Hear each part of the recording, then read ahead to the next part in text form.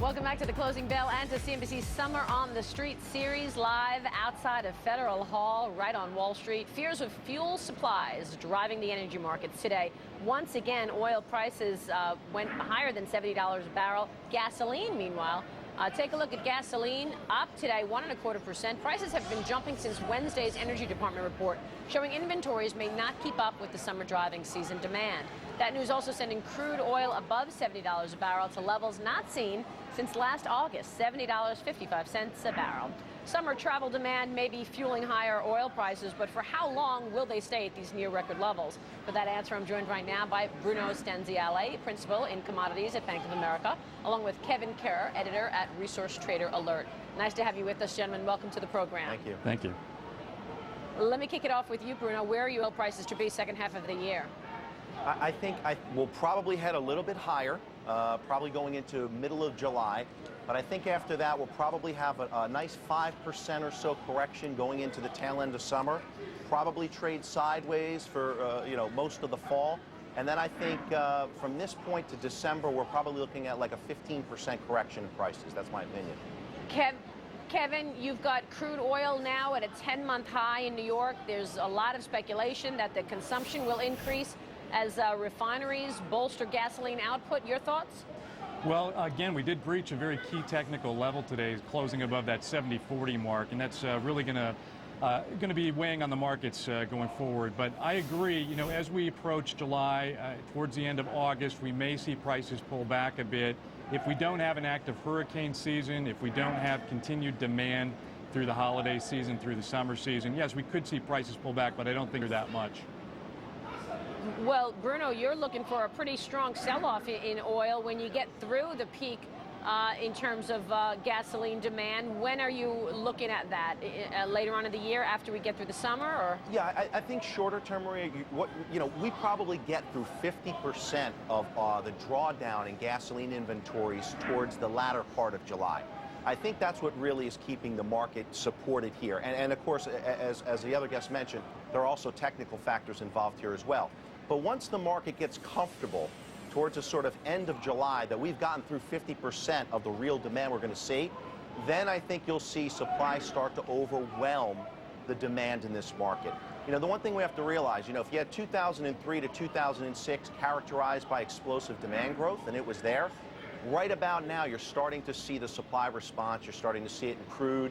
You're starting to ironically see it in the production levels that refiners have been able to put out personally, and that's what I've been impressed with. I want to get your thoughts on ethanol, Bruno. Kevin, you as well. But Kevin, let me come back to it. Something you said a moment ago, and that was your bullish argument on oil. You are concerned about the situation in terms of refineries here in the United States, but it's not just the U.S., right? You're also worried about Venezuela, Mexico, and the Mideast. Tell us about that. Absolutely. We call these the choke points, Maria, and this is where we depend on the oil coming through. There really is no cushion or margin for error here.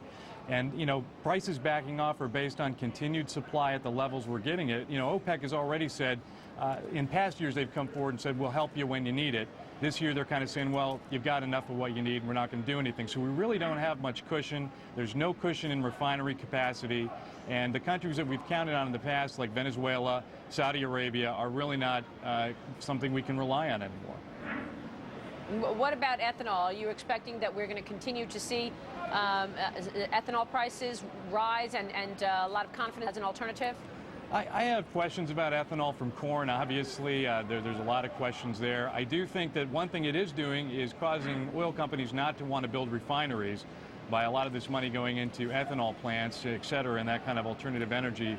It's backing oil companies off from wanting to build more refineries and actually causing more problems than it's helping. Real quick, Bruno, your thoughts on that? Yeah, look, ethanol is one of the reasons why I start to get a little less constructive on the market going into the fall. We're probably, for the first time, Maria, at a surplus in ethanol in this country. And I think it's pricing itself below conventional gasoline right now. It'll probably start to get blended in with a lot of stuff. It's going to put pressure on margins. Thanks very much, gentlemen. We'll see you soon. Thank you. Have a nice weekend. You too. Let's go into the newsroom at CNBC. Larry Kudlow is there. He's going to tell us what's coming up on Kudlow and Company. Larry. Maria, Goldilocks stocks had white tie and tails in the second quarter. That's how good they were. Now, lowest inflation in years, steady interest rates, rising profits. I'm looking for a big Goldilocks boom in stocks in the second half of the year. The Dems debated last night. Hillary walked away victorious. What is that going to mean for the stock market? FDIC banking regulator Sheila Bair is going to tell us why new regulations from government are really better than the free marketplace. And the foiled terror bombing plot in London has reverberated here. The White House is holding a special meeting at 5 p.m. to discuss U.S. security. We'll be Kudlow and Company at 5 Eastern. We're going to try to hook into that White House meeting. All right, we will see you then, Larry. Thanks so much. I'll see you in 15 minutes. Still to come here on the closing bell, one Wall Street firm undergoing a big shakeup after making some bad bets on the subprime mortgage market. We've got the details. And then in our Friday segment, the ultimate. It is the newest tourist trend, and it'll cost you millions to do it. Find out who's cashing in on traveling to space. Talking about NASA. Back in a moment.